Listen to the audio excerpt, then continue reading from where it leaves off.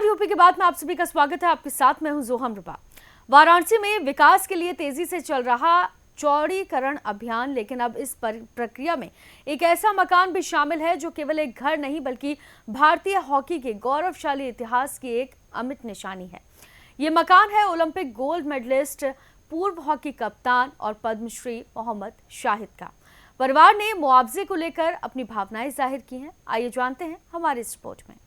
वाराणसी के police line चौराहे से लेकर कचहरी चौराहे तक सड़क चौड़ीकरण की कवायद जोरों पर है। विकास के इस रास्ते में कई मकान ध्वस्त किए जा रहे हैं और इसी लिस्ट में शामिल है एक ऐतिहासिक मकान S6/93, जो कभी भारतीय हॉकी के चमकते सितारे मोहम्मद शाहिद का घर था।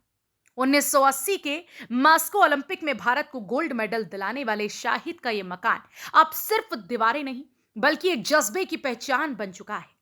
वाराणसी गोल घर से लेकर संधा तक सड़कों के चौड़ीकरण में कितने आशियाने टूट रहे हैं। उन आशियानों में एक घर मोहम्मद शाहिद जी का भी है, जो 1980 में पद्मश्री रहे। हम उनके घर पे बैठे हैं, हमारे साथ उनके धर्मपत्नी जी हैं। उनसे बात करने का प्रयास कर रहे हैं कि आखिर उस जो घर टूट रहा है उस घर से इनका कितना लगाव था। जो घर अभी टूट रहा है जी, उस घर से आप लोगों को कितना लगाव तो देखिए बहुत था। हम वहीं पर शादी करके, हमारी शादी हुई तो हम वहीं पर आए और फिर वहीं पे हम लोगों ने अब जो भी 25-30 साल इतने दिन तक हमने वहां पे बिताए हैं। बच्चे छोटे थे, फिर बड़े हुए धीरे धीरे। उसके बाद हम लोगों को घर छोटा लगने लगा और परेशानी भी हो रही थी कि बच्चे बड़े हो रहे हैं। एक ही रूम में हम लोग रहते थे, तो ये जमीन यहाँ पे थोड़ी सी बिक रही थी, तो घर के पास ही में जमीन ले लिए थे। फिर लेना नहीं चाहते तो वो सोचते थे कि हमारा ये घर है, इसी में हम लोग रहेंगे और रहने के बाद जो भी है इसी में हम लोग अपना जिंदगी जितनी भी होगी बिताएंगे। लेकिन हमने कहा कि जमीन पड़ी हुई है तो बनवा दीजिए, लेकिन कहते थे नहीं, क्या होगा बना करके, हम लोग यहीं पर खुश हैं, हमेशा खुश रहेंगे। लेकिन बच्चे बड़े हुए तो बच्चों ने भी कहा कि पापा हम लोगों को परेशानी होती है, तो चलिए भाई धीरे धीरे मकान बनाने के लिए तैयार हुए। लेकिन तैयार हुए उसके बाद बोले कि नहीं, तुम लोग जाकर रहोगे, हम नहीं रहेंगे। और यही कहते ही आए थे, रहते भी मतलब वहां से सामान भी नहीं लाने दिए। वहां से एक सामान हम नहीं ले लाए, कोई भी सामान, चाहे उनका गिफ्ट का हो, जितना भी प्राइज मिला हो वो सब है। और या तो कोई भी हमारे घर गृहस्थी का सामान वहां से कुछ लाने नहीं दिए। बोले कि जो भी सामान है हम नया ला देंगे वहां से, लेकिन यहाँ से कोई सामान जाएगा नहीं। इसलिए कि हम बच्चों के लिए वहां बनवा रहे हैं और हमको रहना यहीं पर है। हमारी जो भी जिंदगी बचेगी रिटायरमेंट के बाद हम यही बिताएंगे। इसलिए कि हमको बड़ा घर नहीं चाहिए, हमको अपना पुश्तैनी मकान ही हमको अच्छा है हमारे लिए। इसलिए कि हम यहीं पे पैदा हुए हैं, यहीं बड़े हुए।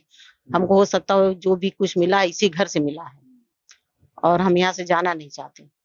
तो ठीक है, हम भी चलिए उसी पर हम भी तैयार हो गए। ठीक है भाई, बच्चे यहाँ रहेंगे, हम लोग बहुत दूर तो है नहीं, घर के पास ही में है, हम लोग आना जाना करते रहेंगे, यहाँ भी रहेंगे वहां भी रहेंगे। एक वक्त आएगा नहीं तो फिर हम लोग वहीं रहेंगे, बच्चे बड़े हो जाएंगे, बच्चों की शादी भी हो जाएगा, अपना ये लोग अपने घर गृहस्थी में मशगूल हो जाएंगे। और वही करते भी थे। रात में सिर्फ सोते थे, सुबह में ऑफिस जाते थे, वहां से होकर के ऑफिस जाते थे, फिर शाम को लौटते थे, वहां पे 2 घंटा बिता के फिर यहाँ पे आते थे और घर पे आने के बाद अपना खाना पीना खाते थे, सो जाते थे। उसके बाद फिर सुबह उठते थे। बस उनका यही रूटीन था, सुबह उठना, ऑफिस जाना, ऑफिस से यहाँ घर, रात में वहां 2 घंटा, सुबह में 1 घंटा 2 घंटा जो भी। और संडे का दिन होता था या कोई भी छुट्टी होती थी तो पूरा दिन वहीं रहते थे जी। शहर के विस्तार में ये घर सरकार का बुलडोजर चल रहा है। शहर के विस्तार पर सरकार का बुलडोजर लगातार चल रहा है। तो उन आशियानों से मोहम्मद शाहिद जी की कितना लगाव रहा होगा? लगाव तो बहुत था, पहले था, मतलब कि जब छोटे थे तभी था, इसलिए कि बनारस छोड़ना नहीं चाहते थे। उनको बहुत सा ऑफर आया कि दिल्ली रहिए, लखनऊ रहिए। लखनऊ में भी भाई उनको जॉब मिल रहा था RSO का, फिर दिल्ली में भी, लेकिन वो जाना नहीं चाहते थे। हमेशा सबसे ही कहते थे कि नहीं, हमको बनारस में खास करके कचहरी, ये इलाका जहाँ रहते हैं, जहाँ पे इनका मकान है पुश्तैनी, यहाँ से वो हटना नहीं चाहते थे। कहते थे कि यहाँ से अच्छा हमको कहीं भी, मतलब कहीं भी हमको कोई कहीं बुला ले, लेकिन हम जाना नहीं चाहते, हम यहीं पे रहना चाहते हैं और शायद हमारा यहीं पे हमारा अंत भी होगा। और देखिए वही हुआ भी। आगे कहाँ जाना है कहाँ नहीं जाना वो सब भी इनको कुछ यही नहीं। 1 साल के बाद मकान बनवाए और कहने लगे कि मकान जब बन गया, अब रहना अगर होगा तो हम शायद रह भी नहीं पाएंगे, हम खत्म हो जाएंगे। और देखिए हम लोग 15 में आए और 16 में खत्म हो गए। लगभग काफी मकान वहां पर तोड़े जा रहे हैं और वहां के लोगों का ये भी कहना है कि जो मुआवजा है वो मुआवजा उनके अनुसार नहीं मिल रहा है, बहुत नाम मात्र का मुआवजा मिल रहा है। तो आप लोग इस मुआवजे पे क्या कहेंगे? मुआवजे पे तो हमें कुछ भी नहीं बोलना है, इसलिए कि हमको जमीन का पैसा नहीं मिल रहा। जो ऊपर में हमारा कंस्ट्रक्शन हुआ है और उसमें भी हो रहा है कि आरसीसी वालों को ज्यादा मिलता है और जिसका गाटर और पटिए का जो मकान होता है उसको कम मिलता है। तो हम लोगों का गाटर पटिए का ही मकान है भाई, पुराना मकान बहुत साल पहले का बना हुआ है और आरसीसी का तो अब बनने लगा है। तो यही हुआ कि भाई समझ में हमारे आए पीडब्ल्यूडी वाले, वहां पे अधिकारियों से बात हुई तो उन लोगों ने यही कहा कि आपका मकान का कंस्ट्रक्शन जो हुआ है उसी का मुआवजा दिया जा रहा है। तो भाई हम तो मुआवजे से मतलब कि हम तो खुशी हैं, इसलिए कि जो भाई उनके समझ में जो सरकार के आए वही, जो भी हिस्से में सबको आया हमारे भी हिस्से में वही आया। अब हम उसके लिए सरकार से हम ये तो लड़ाई नहीं कर सकते कि नहीं हमको मुआवजा इतना नहीं इतना, जो भी सरकार दिखाई होगी किसी एक्सपर्ट को कि हाँ कितना इनके कंस्ट्रक्शन में लगा है उसके हिसाब से पूरे मोहल्ले का ही दाम लगा होगा, तो हमारा भी लगा है वही। तो हमें कोई सरकार से कोई ये नहीं है कि मुआवजा हमें कम मिला है या नहीं मिला, और लोगों को है कि हाँ हम लोगों को जमीन का पैसा नहीं मिल रहा है, हम लोगों को बहुत कम मिल रहा है, ऊपर कंस्ट्रक्शन का भी कम मिल रहा है, बहुत ज्यादा है, लेकिन हमें कोई शिकायत नहीं है सरकार से। अच्छा, आपके परिवार के और लोग वहां पर भी हैं, तो उनके अब जैसे रहने के लिए क्या व्यवस्था है? कहीं व्यवस्था ऐसा है, व्यवस्था सबको है। देखिए जितने 7 भाई ये लोग थे, 7 भाइयों को मतलब कि सबके अपना अपना मकान है, जो उसमें 1-2 लोग रहते हैं उन लोगों का भी है, उन लोगों का है मतलब कि जैसे कि कहीं शादी हुआ है उनका हुआ है, जो ससुराल है कोई नहीं रहने वाला, पूरा ससुराल उनका है। बेटे का शादी हुआ है, बेटे का भी ससुराल है जहाँ पे, वहां भी कोई नहीं है रहने वाला। तो भाई मकान तो है ना, तो ये तो नहीं है कि भाई अरे फिर वहां ससुराल से हिस्सा मिल रहा है उनकी वाइफ को, जो हिस्सा वहां से मिलेगा वो भी इनको मिलेगा। अच्छा, जो सरकार जो चौड़ीकरण रोड को लेकर कर रही है और जो घर तोड़े जा रहे हैं सर मीडिया द्वारा, क्या ये सरकार के फैसले को लेकर आप क्या कहेंगे? ये फैसला उनका सही है? सरकार का फैसला ये इसलिए है कि देखिए अब बनारस में हर तरफ हो रहा है, कहीं 4 लेन बन रहा, कहीं 6 लेन बन रहा है। तो सरकार तो बनारस के भाई तरक्की के लिए ही कर रही है कि हर तरफ रोड अच्छी हो। बहुत ज्यादा भीड़ भाड़ रहता है, सब जगह का इलाका मतलब बहुत पतला पतला था, और ये 4 लेन भी इधर संधा से लेके कचहरी तक बन रहा है। हर तरफ आप देखते होंगे कि कंस्ट्रक्शन चल रहा है, कहीं 6 लेन बन रहा है, कहीं 4 लेन बन रहा है। तो ये तो सरकार भाई सब ये बनारस की अच्छाई के लिए कर रही है कि यहाँ पे भाई प्रोजेक्ट इतना हो जाए कि मतलब चौड़े जो रोड है चौड़ी चौड़ी हो जाए, तो इससे लोगों को आसानी रहेगा आने जाने में।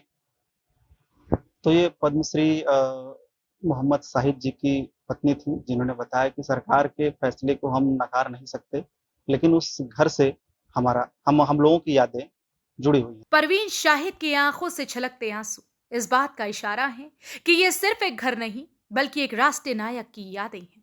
परिवार को घर टूटने का दुख नहीं, लेकिन न्यायपूर्ण मुआवजे की उम्मीद जरूर है। प्रशासन का कहना है कि सभी प्रभावितों को नियमों के मुताबिक उचित मुआवजा दिया जाएगा। गोलघर से संदहा तक रोड के चौड़ीकरण को लेकर सरकार अब पूरी तरीके से मुस्तैद हो चुकी है। बता दें कि चौड़ीकरण को लेकर जो रोड के किनारे जो मकान आ रहे थे, उस मकान को सरकार तोड़ रही है, बुलडोजर लगा तोड़ा। हमारे पीछे देख सकते हैं कुछ मकान टूटे हुए हैं और मकान को तोड़ के अब रोड को चौड़ीकरण किया जाएगा। लेकिन इन चौड़ीकरण में पद्मश्री मोहम्मद साहिद जी का मकान भी आ रहा है और इस मकान को भी तोड़ा जाएगा। सामने देख सकते हैं दीवार में पद्मश्री मोहम्मद साहिद लिखा हुआ है, इनका पुश्तैनी ये मकान है। यहीं से उन्होंने अपने करियर की शुरुआत की थी और पद्मश्री जीतकर भारत को गौरवान्वित किया था। हमारे साथ उनके भाई हैं, उनसे बात करने का प्रयास करेंगे, आखिर कितनी यादें जुड़ी हैं इस घर से। अपने परिचय दीजिएगा। मैं उनका बड़ा भाई मोइनुद्दीन हूँ। अच्छा, मैं इसी मकान में रहता हूँ। रियाजुद्दीन हमारे छोटे भाई, 2 भाई हम इसमें रहते हैं, समझे। जो मकान ये है परेशान है कि मुआवजा बहुत कम मिल रहा है हम लोगों को, टूट जाएगा तो हम लोग आ जाएंगे। यही चाह रहे थे कि कम टूटे, कम से कम हम लोग एक कमरा बनवा के ऊपर तक रह सकें। यही परेशानी है हम लोगों के साथ है, कहाँ कोई विकल्प दूसरा तो है नहीं हम लोगों के साथ। पद्मश्री मोहम्मद साहिद जी का ये पुश्तैनी मकान है, कितनी यादें जुड़ी हैं इस मकान से जो सरकार इसको तोड़ रही है? बचपने से लेके अब तक है, सारी दुनिया का नाम रोशन है। गोल्ड मेडल लेके आए, सन 80 में अर्जुन अवार्ड लेके आए, पद्मश्री लेके आए, काशी रत्न ले आए। कब तक इस मकान में रहे वो? कितने साल तक मकान में रहे? सारी जिंदगी रहे, 10-12-11 साल से अपना मकान बनवा के चले गए।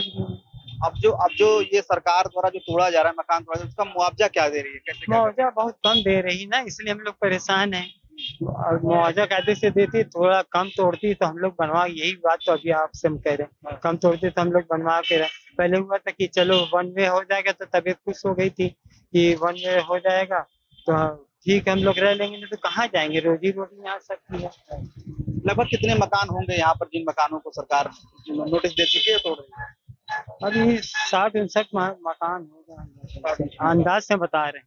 ये परिवार जो मुआवजा, जो एक नाम मात्र मुआवजा मिल रहा है, ये परिवार का फिर कहाँ जा रहे हैं, कहाँ क्या करेंगे, क्या सोचा आप लोगों ने? किराए पे हम किराए पर रहेंगे, अब जो भी करे तो हमारे ऊपर है ना। अभी तो हमने कोई सोचा नहीं कि कहाँ जाएंगे, सामान वामान सब अभी यही है हम लोगों का। अच्छा, कब तक नोटिस मिली है इसको तोड़ने की?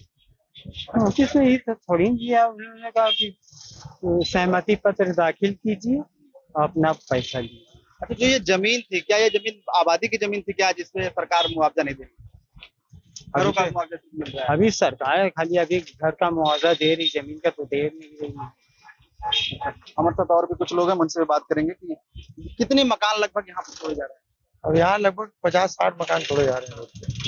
अच्छा, इन परिवारों का क्या, जो परिवार के पास मकान ऑलरेडी ज्यादातर नहीं? परिवार अब तो यहाँ से किराए पे ही जाएगा, क्योंकि ज्यादा गहरा तो मकान है नहीं, तो ज्यादातर परिवार समझ लीजिए यहाँ से किराए पे ही जाएगा। और उनकी एज समझ लीजिए, कोई रिटायर हो गया है, कोई किसी के फादर नहीं है, कोई मकान मालिक ही चला गया, उनके सिर्फ बीवी बच्चे हैं, तो बहुत सी परेशानियां तो है ही। अच्छा, ये जो पद्मश्री मोहम्मद शाहिद जी का जो मकान है, ये काफी पुश्तैनी रहा, यही से उन्होंने अपने जीवन का शुरुआत किया, तो आप लोग भी बगल में रहे, तो कैसा लगा? हम लोग भी उनके जूनियर खिलाड़ी हैं, हॉकी खिलाड़ी हैं, और हम लोग के उस्ताद बोले जाते थे, और उन्होंने ही अपने मेहनत से बेचारे ने मकान बनाया था जब ओलंपिक लेने के बाद, और अभी उनकी डेथ 2015 में हुई है, तो अभी ज्यादा देख लीजिए, अगर होते तो आज 64 और 5 होते। उनके पुश्तैनी मकान को जमींदोज कर दिया जाएगा, विकास के चक्कर में विरासत भी को भी कर दिया। गवर्नमेंट चाहती तो इसको थोड़ा और बढ़ा के नया काशी बना सकती थी, इसको ओल्ड सिटी में रहने देती, हेरिटेज जोन रहने देती, मतलब विकास और भी कहीं हो सकता था। बट गवर्नमेंट की मंशा है, अब वो जीटी रोड बना रही है, 6 लेन आ चुका है गोरखपुर से, और इधर से बना चुकी है, तो ज्यादातर प्रोजेक्ट बन चुके हैं, इसलिए इसको इंक्लूड करने के लिए कर रही है। इसमें ठीक है भाई, राष्ट्रहित की बात है, हम लोग तो खिलाड़ी लोग हैं, तो अच्छी बात है, क्या कर सकते। तो ये वो सारे लोग हैं जो जिनके मकान टूट रहे हैं, आप देख सकते हैं तस्वीरों में, लगभग सभी मकानों पर निशान लगाया जा चुका है। ये सारे मकान बीडीए द्वारा तोड़ दिए जाएंगे। वाराणसी से यूपी की बात के लिए अशोक सिंह। एक और बुलडोजर ईंटें गिरा रहा है तो दूसरी ओर यादें बिखर रही हैं। मोहम्मद शाहिद का ये घर सिर्फ उनका निवास नहीं था, बल्कि भारतीय हॉकी के गौरव का एक मूक गवाह था। अब जब ये ढांचा मिट रहा है तो एक सवाल भी खड़ा हो रहा है, क्या हम अपने नायकों को सिर्फ इतिहास की किताबों तक सीमित कर देंगे? तो देखा आपने कि विकास की राह में वाराणसी आगे तो बढ़ रहा है, लेकिन इस बढ़ते कदम के साथ ही कुछ ऐसी यादें भी पीछे छूट रही हैं जो हमारे देश के गौरव से जुड़ी हुई हैं। मोहम्मद शाहिद का घर सिर्फ एक मकान नहीं, बल्कि भारतीय हॉकी के सुनहरे दौर की एक जीवित तस्वीर है। सवाल सिर्फ ईंट पत्थर का नहीं, बल्कि उस सामान का है जो हमारे राष्ट्रीय नायकों को मिलना चाहिए। अब देखना यह होगा कि प्रशासन मुआवजे के साथ में क्या न्याय करता है, और फिर ये घर बन जाएगा एक बीती कहानी का हिस्सा, या फिर असल में कुछ होगा। फिलहाल के लिए इस खबर में सिर्फ इतना ही। आप देखते रहिए यूपी की बात।